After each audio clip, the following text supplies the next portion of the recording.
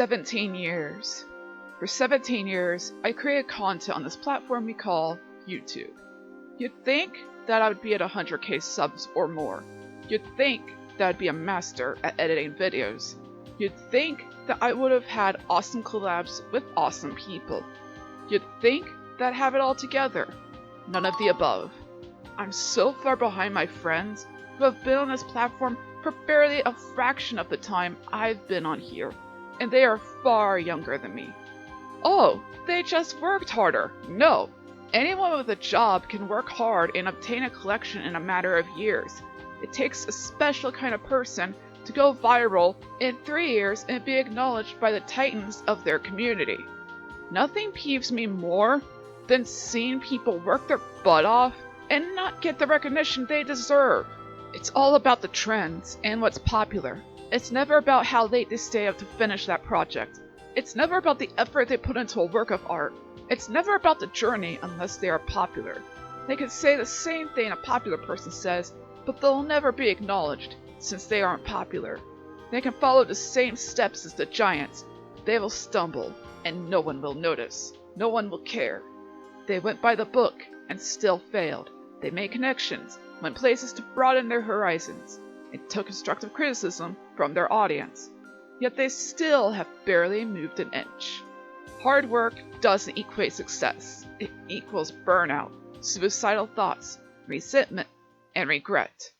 We've been lied to by our society and our parents that hard work pays off. It may for the corporations you work for, but it's to their benefit, not yours. You come home, tired, and you take it out on your family, and then come back to work to do it all over again. No wonder we're all bitter and resentful. Why are we letting this cycle continue? The number of people who get sick due to being overworked exceeds the number of people who get sick from working too little. Why do we encourage people to work more than half of their lives away when we only have one?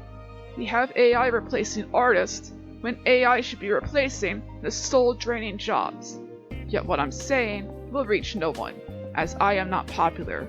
Therefore, nobody cares! Even if I somehow become popular, people will always find ways to hate me. People hate how some producers get popular over Kasane Teta, or that some famous people still experience real human emotions. Like, how can you be sad when you have millions of dollars, countless people who love you, and are a bunch of cool stuff? True happiness isn't rooted in those things. They're like sandcastles in the grand scheme of life. Someone call the Beatles because all you need is love. Love from others and for others. Love for yourself and for people you don't know. You get the idea. Love for everything. Without love, you have nothing. Love is what gives meaning and motivation to life. An example would be my love for video games. I wanted the GameCube, and to get that, I had to eat solid foods, which was impossible with my sensory issues. However, with proper therapy and love being my guiding key, I got the GameCube with my favorite Mario game, Super Mario Sunshine. It may seem silly now, but one day, when you're faced with a great challenge, remember the person or thing you love most. Heck, try doing something you dislike versus something you love. The difference is night and day. Take it from Grandma, but maybe you won't, because I'm not popular. I can blame it on the fact that I wasted my life building relationships at church that I knew would prove to be fruitless, as they left me after getting married. I fell for the preacher's lies like a fool, that I am inherently evil and sinful. I believe that people like me, the LGBTQ, and people of other religions were inferior and were doomed for hell. I believed that I had to force my way to save someone, and that I had to save someone. TLDR, religion destroyed me. What saved me was deconstructing my faith and rebuilding it. It was understanding the diversity of humanity and what Jesus truly taught us. That being, love thy neighbor. It only took me my entire 20s to figure that out, no problem. It's not like people who are 20 know that already or anything. I was stuck on a trauma coaster, but I had every chance to get off and didn't. I thought I deserved it since I'm a sinner, the worst person to ever disgrace the earth. That very belief held me back. But again, I had every chance to turn around. Right? Well, no one cares anyway, because I'm not popular.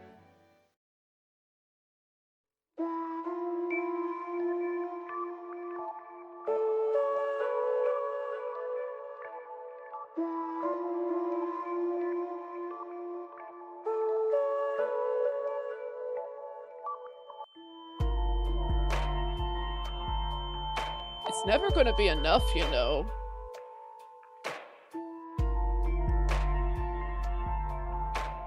People have a bottomless pit of desire within their souls. They'll keep seeking for the next big thing. Why do petty numbers bother you so much?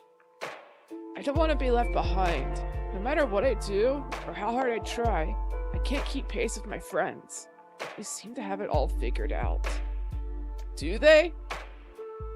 No. It just looks that way on the outside. Do you think anyone has it figured out? No. Why should I be an exception? When did I start believing that? You tell me. It needs to die. Let's put this to rest, okay?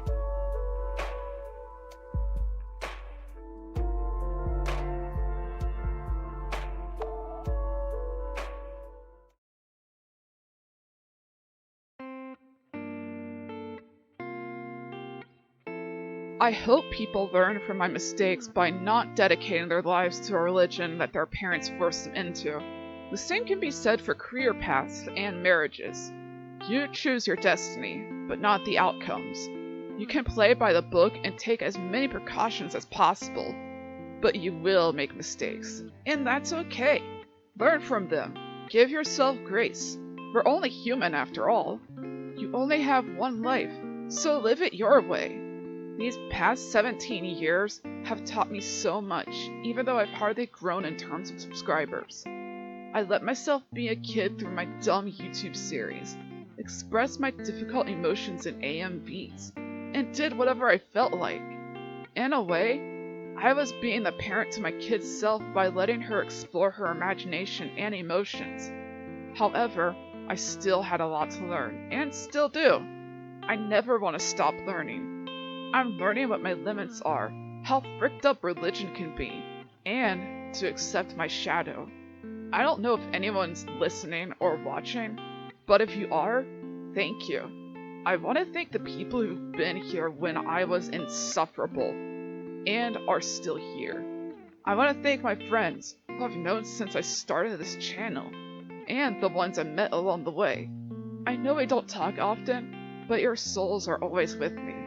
I want to thank the people who taught me inadvertently and helped me escape my toxic patterns of thought. You guys are the real ones. And thank you, dear viewer. It's because of all of you that I can get out of bed and continue to create. I love creating in general, but I love sharing it with everyone and hearing your stories. I may never be as talented and popular as my friends and peers, but I'm happy to be a part of their lives. Being an artist, content creator, or what have you, is so much more than the numbers you accumulate.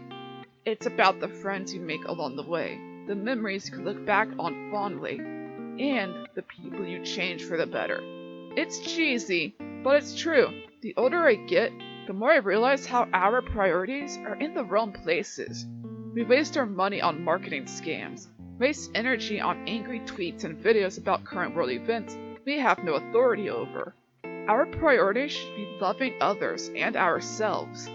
Yet our time gets eaten by dead-end jobs, projects that can wait, being stuck in a belief system that benefits no one but the man at the pulpit, and maintaining toxic relationships. Do we really want to waste our only life on those things? Life is an experience, so experience it to the fullest. Don't let fear hold you back from living at your full potential. Even if the outcome isn't to your liking, you did your best. The odds aren't always in our favor. That's not your fault. The fact that there are people out there who still try, even when everything is stacked against them, is inspiring.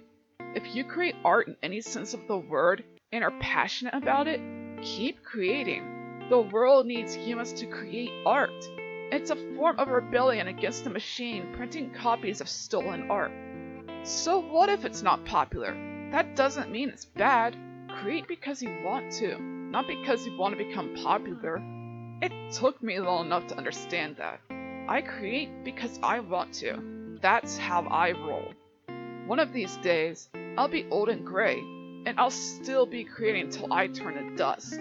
People may not remember me 100 years from now, but what matters is that I lived on my own terms. I hope to carry this attitude with me to the grave and beyond. For now, I'll keep creating and experiencing life. What will you do as the clock keeps ticking? The choice is yours.